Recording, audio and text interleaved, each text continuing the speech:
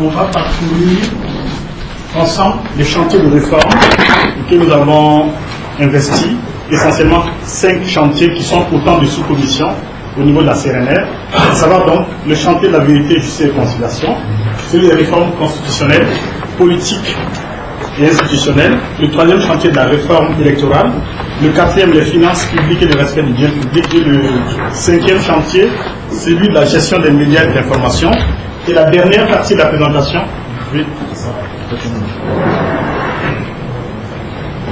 Merci. La dernière partie de la présentation sera consacrée au mécanisme de mise en œuvre et de suivi et d'évaluation de l'ensemble des recommandations, mécanisme que nous proposons. Avant, on a fait la minute de silence tout à l'heure au Premier ministère, en hommage à Jean-Manuel Lompo, qui est un commissaire qui est décédé. On ne va pas répéter la minute, mais je voudrais vraiment dire que c'était quelqu'un, l'un des membres les plus dévoués de la commission, et qu'il a énormément contribué à alimenter nos réflexions et à construire les chantiers. Alors, en ce qui concerne le premier point, donc les missions de la commission, ces missions, on peut les retrouver essentiellement dans ces 5 attributions. La seule chose que je vais indiquer ici, c'est que la 4e commission finances publiques et respect du bien public porte relativement mal son nom quand on regarde les attributions. En gros, c'est la commission de la gouvernance financière, gouvernance économique, environnementale et foncière. Les autres commissions portent assez bien leur nom. Les spécificités, c'est que c'est une grande singularité que nous avons une commission de réconciliation nationale et de réforme, c'est-à-dire les 2 dimensions.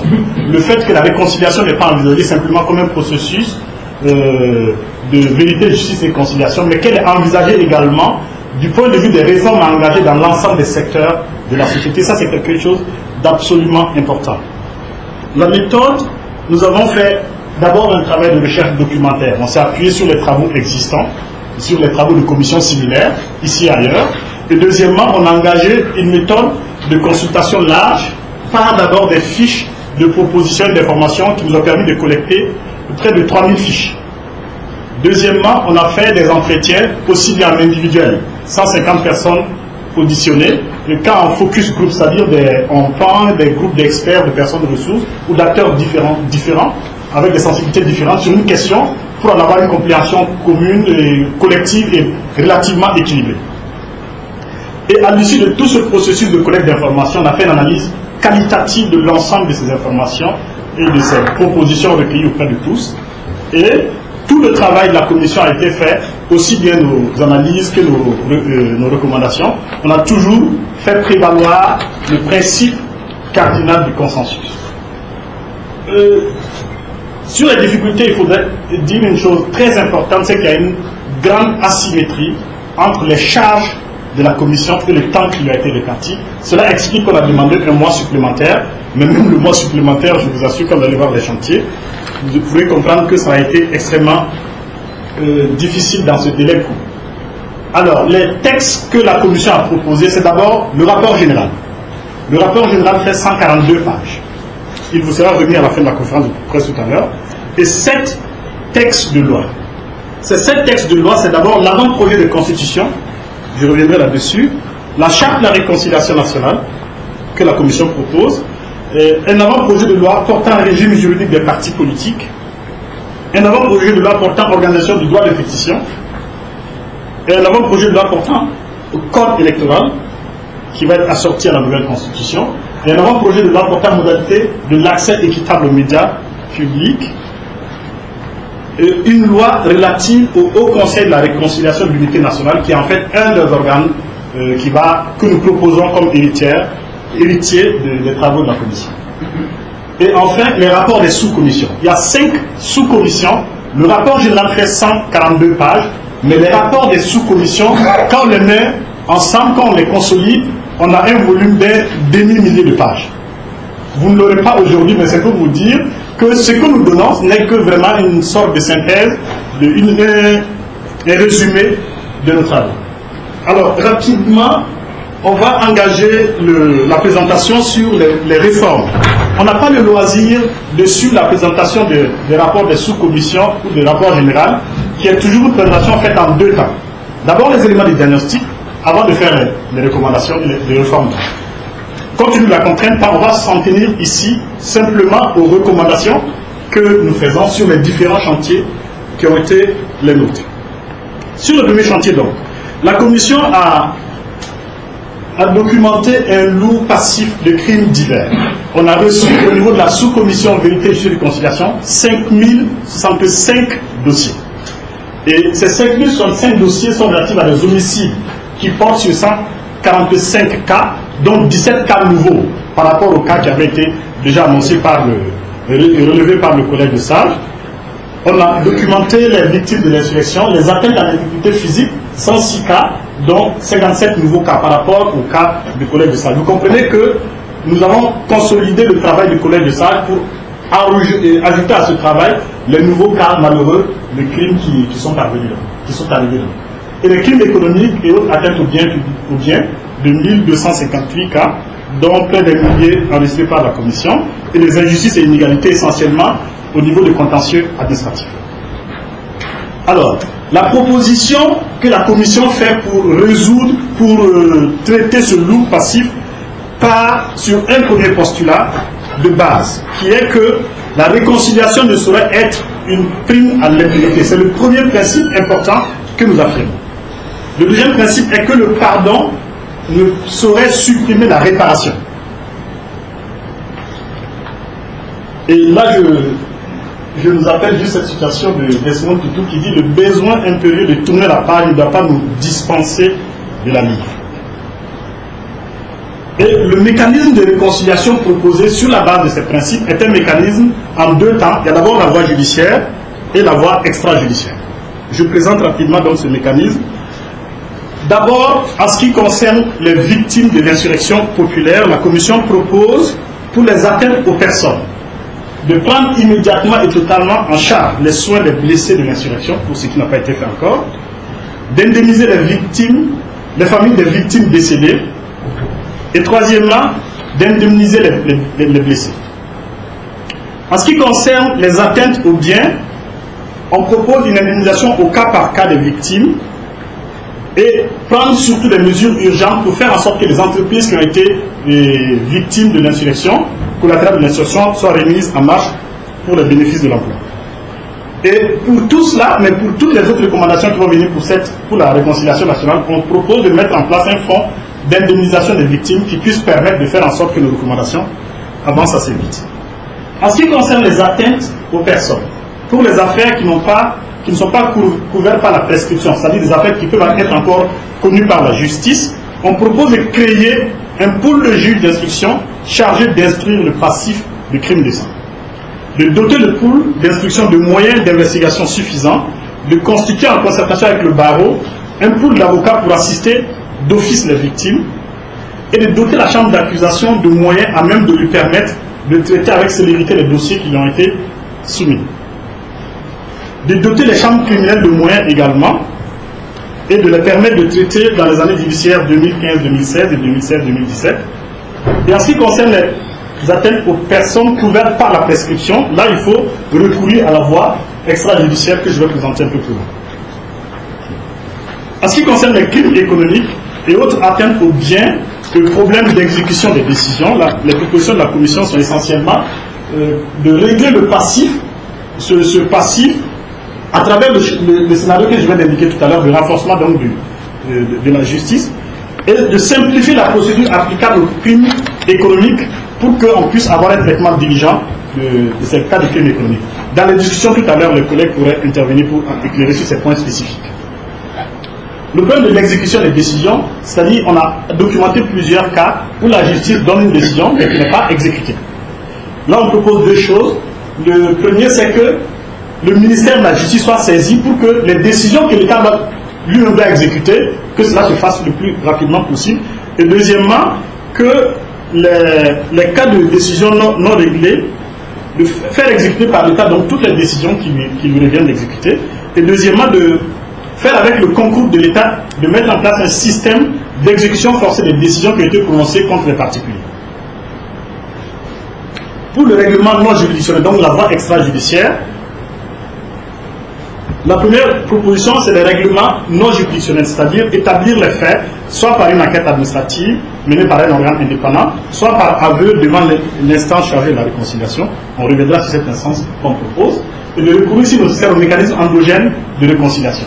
La Commission s'est ouverte à la connaissance de plusieurs pratiques de réconciliation et de pardon qui existent dans nos traditions. Et on pense que ces mécanismes peuvent être importants, leur réactivation peut être importante pour traiter ces passifs. Déterminer les modalités d'indemnisation des victimes aux ayants droit et informer les victimes sur la possibilité d'engager la procédure civile.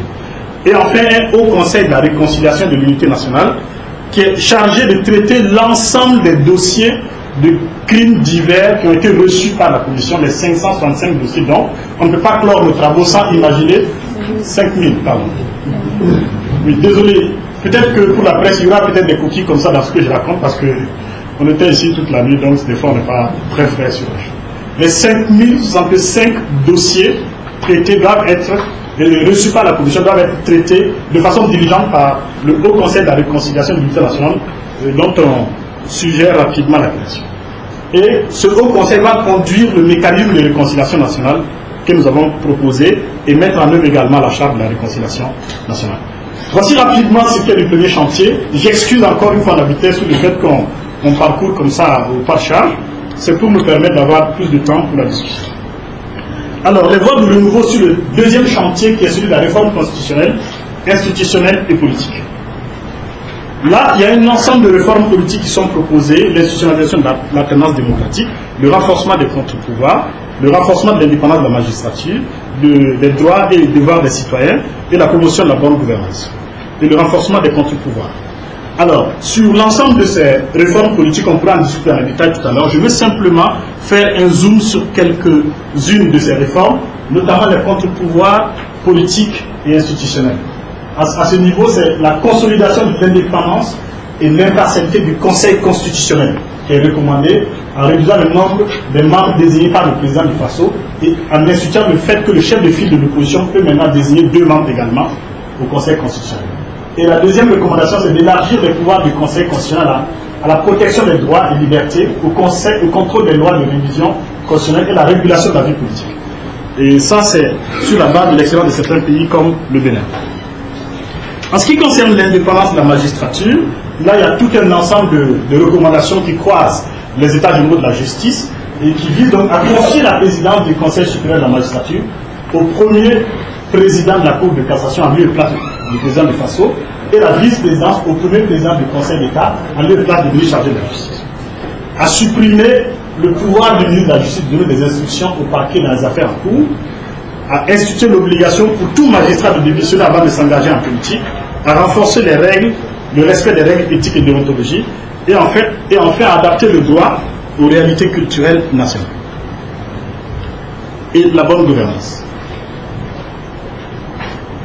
Là, il s'agit de renforcer la transparence sur le patrimoine des chefs de l'État et des membres du gouvernement par l'amélioration du dispositif de contrôle par les organes compétents, de limiter la taille du gouvernement dans la Constitution à 25 membres et d'étendre les compétences des juridictions de droit commun aux délits commis par le président de FASO et les membres du gouvernement dans l'exercice ou à l'occasion de l'exercice de leurs fonctions et de limiter les compétences de la haute cour de justice au seul cas de haute trahison ou d'attentat à la Constitution commis par le président du FASO et de soumettre l'Assemblée nationale aux règles de la comptabilité publique, renforcer la responsabilité de son président en matière de gestion, supprimer l'amnistie accordée aux anciens chefs d'État dans l'optique de créer les conditions pour la manifestation de la vérité de la justice, gage de paix et de cohésion sociale. Alors, ces 3 points sur lesquels j'ai zoomé, c'était juste une indication pour montrer que l'ensemble des autres points également comportent plusieurs réformes aussi détaillées, mais pour les besoins de la synthèse, je ne vais pas davantage en détail sur ces différents points. Donc ça, c'est en ce qui concerne les réformes politiques. Les réformes institutionnelles, c'est d'abord la constitutionnalisation de l'autorité supérieure de contrôle d'État, le principal organe de contrôle d'État, la constitutionnalisation de la CENI et la création du Haut Conseil national des sages.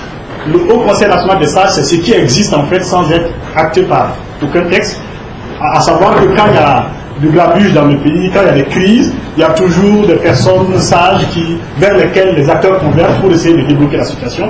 On suggère de constitutionnaliser cela, de supprimer le Sénat et d'élaborer un statut de la chefferie traditionnelle et coutumière, de renforcer le dialogue politique en créant un dialogue interparti, un cadre permanent du dialogue interparti, et de consolider le caractère républicain des forces armées nationales. À ce niveau, il s'agit d'instaurer l'obligation pour tout militaire de démissionner avant de s'engager en politique, d'attribuer la protection du chef de l'État et des institutions de la République à une unité d'élite de la gendarmerie nationale et de la police nationale, de dissoudre, dans le cadre de la refondation de l'armée nationale et de son commandement, le régiment de sécurité présidentielle, et de redéployer ces éléments à des missions autres que celles d'assurer la sécurité du président de la République. Alors, donc, ça, c'est les réformes politiques et institutionnelles de ce deuxième chantier. Et les modalités de mise en œuvre, c'est bien entendu une nouvelle constitution. Et nous souhaitons qu'il y ait un accord politique qui soit signé avec les différents candidats à la présidentielle d'octobre 2015 et que le corps électoral soit convoqué pour que le référendum qui va adopter la nouvelle constitution soit couplé au municipal de 2015. De 2016, pardon. Mais ceci étant, il y a des mesures conservatoires de réforme constitutionnelle qu'il faut prendre, notamment 3 choses importantes. C'est l'intangibilité de la clause limitative du nombre de mandats présidentiels. Vous savez de quoi je parle, je comprends très bien. La suppression du Sénat et l'intégration dans la Constitution d'un titre relatif à l'armée nationale. Et en ce qui concerne les mesures de portée législative qui peuvent donc être traitées rapidement par le CNT ou le prochain Parlement, mais on souhaite le plus rapidement possible, c'est la loi portant régime juridique des partis et formations politiques, la loi portant amendement de la loi relative à la mise en œuvre de la pétition. Donc en gros, sur les chantiers de la réforme constitutionnelle, institutionnelle et politique, les propositions sont les suivantes, et sont celles que je viens de faire, qui sont consolidées dans les projets de loi et dans une nouvelle constitution, et nous proposons l'adoption de cette constitution par référendum le 31 janvier 2016, référendum couplé au municipal de 2016. Et pour cela, on demande qu'il y ait un accord obtenu avec tout l'ensemble des candidats au présidentiel, à la présidentielle d'octobre 2015. Alors, le troisième chantier qui est très proche de celui-là du reste, c'est le chantier de la réforme électorale. À ce niveau, il y a la nécessité d'un nouveau code électoral. Je vous renverrai au rapport pour voir toute l'argumentation très détaillée de la nécessité de ce nouveau code électoral.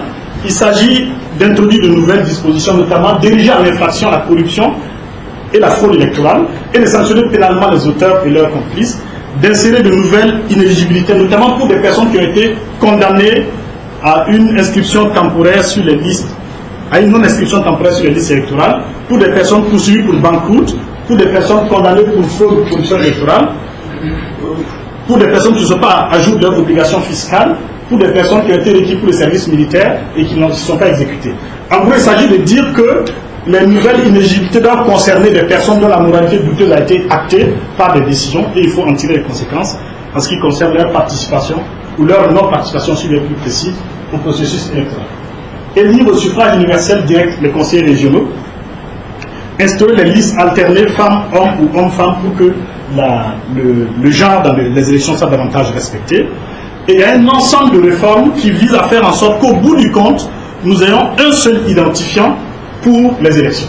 La première chose, c'est d'établir un système de révision permanente des listes qui permettent d'expurger des listes les personnes décédées et d'inscrire sur les listes les personnes qui sont arrivées en âge de voter, de renforcer les opérations spéciales d'établissement d'extrait d'acte de naissance, de carte d'identité, de renforcer les capacités organisationnelles et matérielles des communes et les placer sous l'autorité du parquet général pour les actes d'état civil, et surtout de faire une opération en direction des membres de la diaspora, particulièrement pour la CEDEAO, pour l'établissement de la carte nationale d'identité, et d'établir à court terme un identifiant unique pour les opérations de vote, ainsi que pour tout acte administratif. Donc, l'ensemble de ces réformes doit conduire au bout à faire en sorte qu'on ne puisse voter au Burkina Faso que par la carte d'identité et le passeport. Rien que ces deux documents. Mais cela voudrait dire que c'est un ensemble, c'est un chemin qu'il faut parcourir. C'est la finalité qui est celui-là. Également, la protection de la loi électorale et son renforcement. Il s'agit de faire en sorte que la loi électorale ne soit pas sujet à des amendements inopportuns, des amendements avec des visées qui ne sont pas forcément celles du renforcement de la démocratie ou du processus électoral. Donc en faisant en sorte que la loi électorale soit une loi organique. Et il y a un autre chantier dans la réforme électorale qui est un chantier très important, c'est celui de la réforme de la CENI. La CENI a plusieurs atouts qui sont bien documentés dans le rapport, mais il s'agit de faire en sorte qu'elle ait une réelle indépendance en la mettant, en l'inscrivant dans la Constitution d'une part, et deuxièmement en faisant en sorte que son autonomie financière et son indépendance organique soient véritablement respectées. Et il s'agit également, à partir de l'expérience de la CENI, de la professionnaliser davantage en créant une structure duale.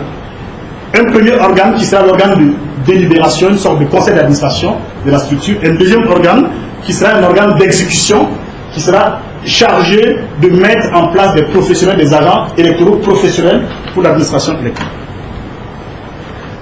Sur toujours le chantier de la réforme de la CENI, il y a l'adoption des régimes juridiques des agents électoraux, à l'instar de celui des assistants parlementaires de l'Assemblée nationale, et de recruter de nouvelles, recruter des agents de toutes les catégories sur concours direct puis professionnel avec l'ouverture d'une filière à l'ENAM à terme. Et de déterminer le profil type des commissaires de la CENI. Donc là, c'est un ensemble de réformes qui consiste et qui concerne la Commission électorale nationale indépendante. Et il y a un ensemble d'autres recommandations, peut-être que je vais aller un peu plus vite ici, c'est pour une moralisation de la vie publique qui consiste à durcir les conditions de création des partis politiques, à avoir une loi unique d'encadrement des partis politiques, à exiger la tenue régulière des instances des partis politiques, à relire la loi portant statut d'opposition, et également des recommandations qui portent sur l'éducation politique et citoyenne avec l'instauration d'un cadre permanent de dialogue social entre les acteurs et diverses autres réformes. Donc là, on était sur le chantier de la réforme électorale avec des réformes très importantes en ce qui concerne le code électoral, en ce qui concerne le principal organe d'exécution de l'administration des élections, la CENI, et en ce qui concerne également la moralisation de la vie politique. Nous passons au troisième chantier, qui est celui, non, le quatrième. Le quatrième chantier, qui est celui des finances publiques, de la gouvernance économique, environnementale et foncière. Économique manque ici. Alors, le premier chantier important, c'est la réduction du train de vie de l'État. Là, nous expliquons très bien dans le rapport qu'il ne s'agit pas de couper tous les budgets de façon inconsidérée. Il s'agit de regarder là où il y a des économies substantielles à faire qui ne vont pas réduire l'efficacité de l'État. Et là, il faut réformer l'architecture gouvernementale, je l'ai déjà indiqué, en faisant en sorte que le nombre de ministres, 25 soit inscrit dans la Constitution.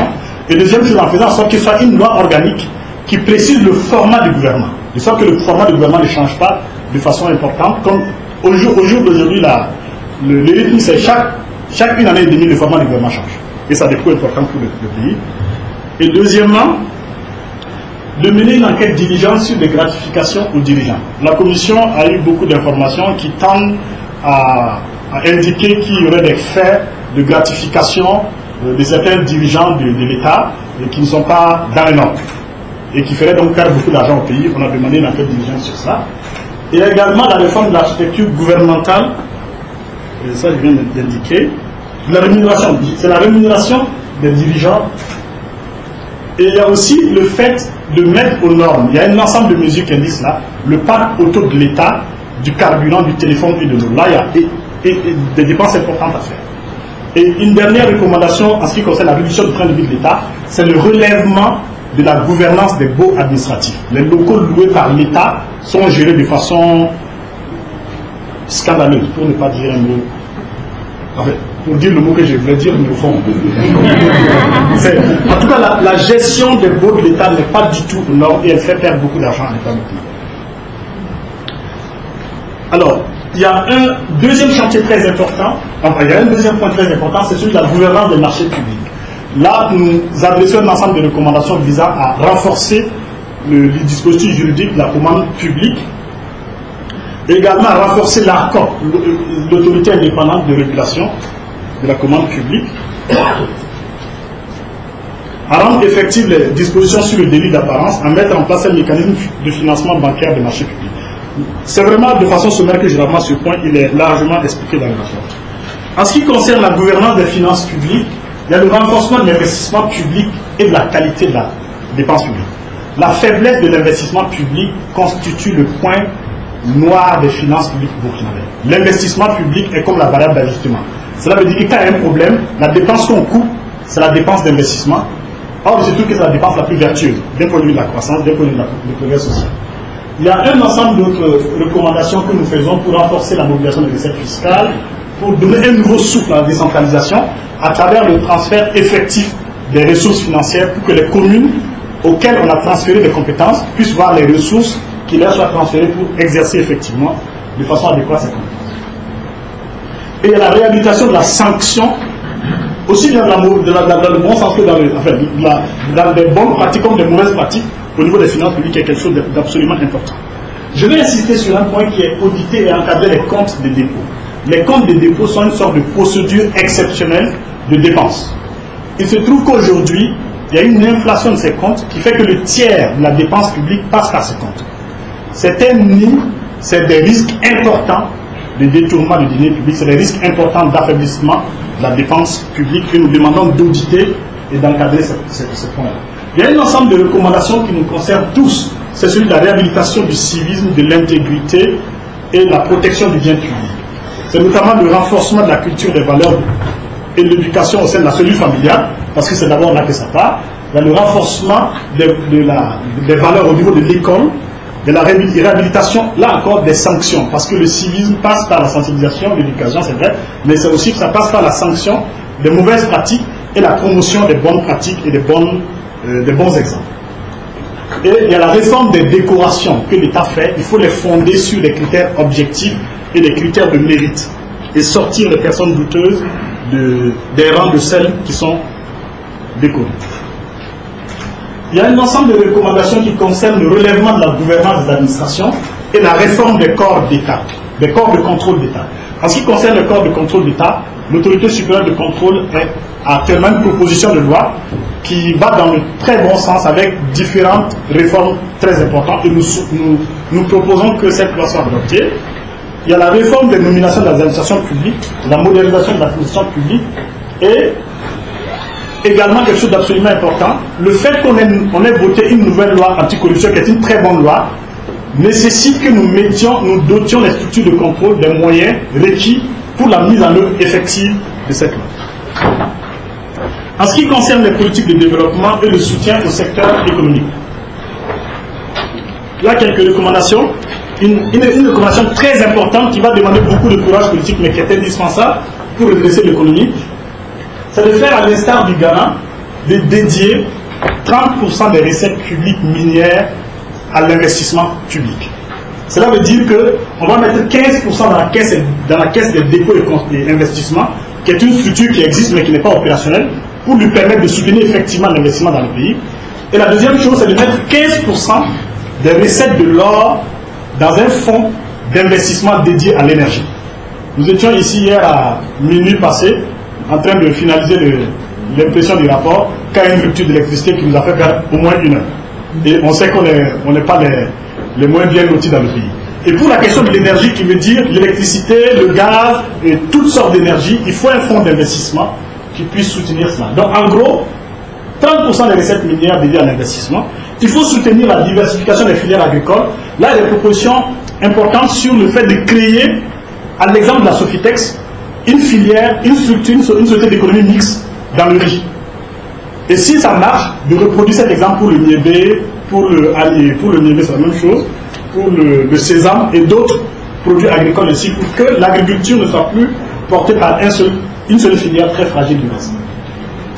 Il y a le soutien au secteur textile et à l'artisanat qui passe par le fait qu'on doit dédier le segment de l'uniforme scolaire et du pagne événementiel à l'artisanat, au tisserand du pays.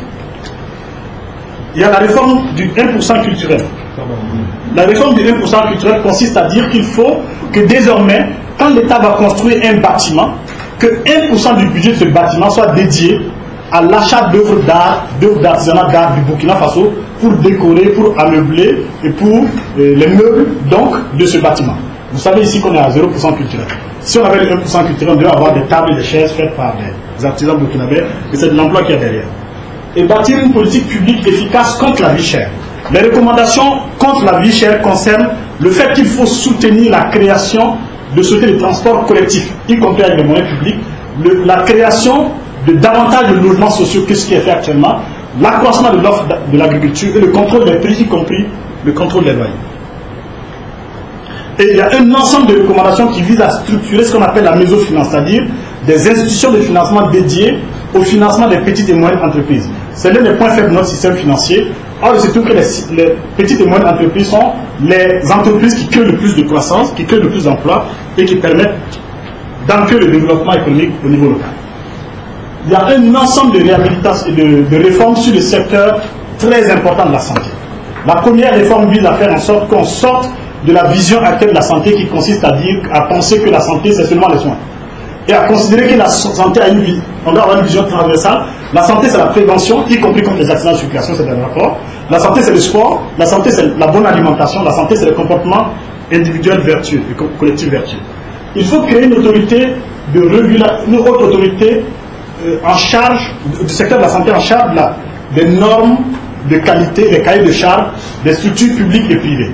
Parce qu'aujourd'hui, le développement des cliniques privées, des cliniques et des laboratoires privés est très important pour accroître l'offre de soins et l'offre d'appui aux soins, mais il n'y a pas de structure qui contrôle leur qualité.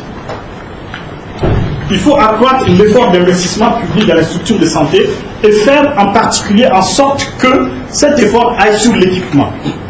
En 2014, l'hôpital Dialgado-Ouédraogo a investi 0 francs CFA dans l'équipement. En 2014, le budget d'investissement, que l'État a donné à l'hôpital Dialgado est inférieur au budget qui a été consacré aux évacuations sanitaires hors du pays qui concerne 200 personnes. Il faut instaurer un système d'encadrement de la prestation des personnels de santé publique. Les médecins, les infirmiers du système de santé publique, s'ils veulent aller vers les structures publiques, doivent avoir des conventions, des structures privées, entre l'hôpital public et les structures privées pour permettre d'encadrer cela également. La même recommandation est faite sur l'université, je ne reviendrai pas là-dessus.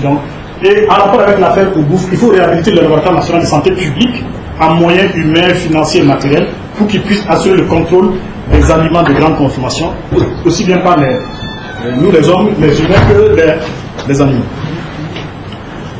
En ce qui concerne l'éducation de base, là c'est également un secteur très important. Il s'agit de faire en sorte que l'alphabétisation ne soit pas un programme éternel et qu'à un moment donné, on ait l'ambition de faire en sorte qu'on en finisse avec l'analphabétisme à l'horizon de 2020 et également qu'on réalise l'éducation universelle. Là également, il s'agit de bâtir une régulation et une surveillance ambitieuse des écoles privées comme des écoles publiques.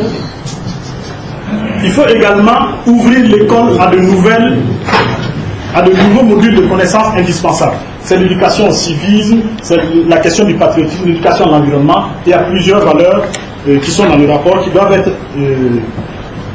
mises au cœur de l'école aujourd'hui dans la réforme. Et deux dernières réformes, renforcer la pratique de la pédagogie différenciée. L'idée c'est de lutter en même temps contre le chômage des jeunes en recrutant ce qu'on peut appeler les répétiteurs, mais par l'État, et en les mettant au service de ceux qui en ont le plus besoin, qui sont pas forcément les plus nantis. Et la deuxième chose, c'est de réhabiliter la santé et la cantine à l'école. Ça, c'est très important. Et de petites réformes, comme celle de faire en sorte qu'on déparasite de façon systématique tous les enfants à la rentrée, mais qui ont, les études scientifiques le montrent, des effets très importants sur la qualité de l'éducation et sur le progrès des enfants et la fréquentation des écoles. Et en ce qui concerne l'université, là, c'est un chapitre très important. Parce qu'au Burkina Faso, chaque 6 ans, non, chaque 5 ans, le nombre d'étudiants du secteur public est multiplié par 2. Ça veut dire que le prochain président va voir sous son règne le nombre d'étudiants de l'université publique multiplié par 2. Donc il y a urgence à faire en sorte qu'il y ait un fonds d'investissement dans l'université et dans la recherche qui soit mis en place et abondé de sorte qu'on puisse mettre aux normes les universités en ce qui concerne les infrastructures et bien d'autres questions. Il y a une urgence à réunir les conditions de mise en œuvre du LMD et à réformer les profils d'emploi du public en conséquence. Et il y a également une agence d'assurance d'enseignement supérieur et il y a un encadrement de la prestation des personnes. Bon, ça, je l'ai déjà indiqué pour la santé, c'est la même chose au niveau de l'université privée. En ce qui concerne l'énergie, chaque 6 ans, la demande d'électricité est multipliée par 2 dans notre pays, chaque 6 ans. Cependant qu'elle ne concerne que 16% de la population, la demande d'électricité. Là, il y a plusieurs réformes qui sont proposées. J'avais déjà indiqué le fonds d'investissement qui capterait 15% des recettes minières. Il y a une réforme très importante. La tarification actuelle de l'électricité est déséquilibrée. Il faut la réformer pour faire en sorte que la subvention que l'État donne ne soit pas une subvention aveugle, mais que cette subvention aille vers les segments sociaux de ceux qui en ont besoin. Parce qu'aujourd'hui, l'État subventionne tout le monde à travers l'électricité, les banques, les télécoms, vous et moi, tout le monde. Or, la subvention n'est même pas suffisante pour équilibrer les comptes. Il y a une réforme qui est proposée dans ce sens. Et surtout la promotion des mix énergétiques. Il faut de nouvelles mamelles énergétiques avec le solaire, avec différentes modalités d'économie d'énergie. Il faut sortir de l'exclusivité qui est donnée à la production thermique actuelle. Alors, en ce qui concerne la question foncière, nos consultations pointent cette question comme étant probablement une véritable bombe qui peut exploser. Il y a un ensemble de recommandations qui visent à désamorcer cette bombe, qui commence par l'établissement d'un cadastre. Il n'y a pas d'identification des terrains exhaustifs, un cadastre exhaustif systématique et qui soit actualisé. Il y a la mise en place d'un impôt foncier, autant sur le bâti que le non-bâti, visant à lutter contre la spéculation foncière, et à l'application d'une justice d'envergure sur les crimes en matière foncière. Là, nous reprenons une recommandation qui a été faite par les États généraux du lotissement en 2013 et à l'encadrement de l'expansion anarchique des villes. En ce qui concerne ce que nous appelons le péril environnemental, là c'est le seul graphique que je vais vous montrer. Il est plus éloquent que tout. Ce graphique montre deux cartes du Burkina Faso sur un intervalle de 30 ans d'espace. Si vous regardez cette partie-là, je ne sais pas comment ça s'appelle en termes de couleur, ce vert qui est plutôt bleu dans mon ordinateur, si vous regardez le rétrécissement de ce vert, ça montre effectivement le rétrécissement de la zone la plus humide du pays. Donc la progression du désert sur juste une génération sur 30 ans. Donc il y a une véritable urgence. Et pour cela, nous proposons, non, ça c'est déjà proposé par nous, de faire en sorte qu'il soit inscrit dans la Constitution que les crimes contre l'environnement sont des crimes imprescriptibles. Deuxièmement, que l'ensemble des politiques publiques soient systématiquement ancrées dans cette conscience qu'on a une dépendance environnementale très importante dans le pays, la promotion de l'économie verte et une recommandation très importante sur la maîtrise de l'eau qui va être érigée en priorité nationale et le fait qu'il faut dédier une partie des néo-retraités de l'armée doivent être repris pour constituer des bataillons éco-territoriaux pour combattre l'avancée du désert et permettre de conserver l'environnement. C'est sur l'exemple de l'Inde. Alors, donc ça, c'est les renouveaux en ce qui concerne les finances publiques, l'économie, le foncier et l'environnement. En ce qui concerne la dernière sous-commission, qui est peut-être la plus importante individuellement pour vous, la presse, c'est le chantier de la gestion des médias et de l'information. À ce niveau, il y a un ensemble de textes visant à renforcer le cadre légal des médias, dont les textes sur la presse écrite, la presse en ligne, la communication audiovisuelle. Je pense que ces textes ont été adoptés. Et il y a un texte qui est attendu, qui est également sur la publicité, et dont l'adoption est également attendue. Il y a le texte sur le droit d'accès aux sources d'information aux documents administratifs, qui est porté par le CNT, mais qui a connu également les installations de la Commission. Il y a le texte sur l'accès, l'égal accès aux médias de services publics en période ordinaire. Et il y a des réformes qui visent à faire en sorte que les statuts des médias de services publics soient modifiés. En particulier pour la RTV, peut-être que la société d'État pourrait être la forme la plus adaptée.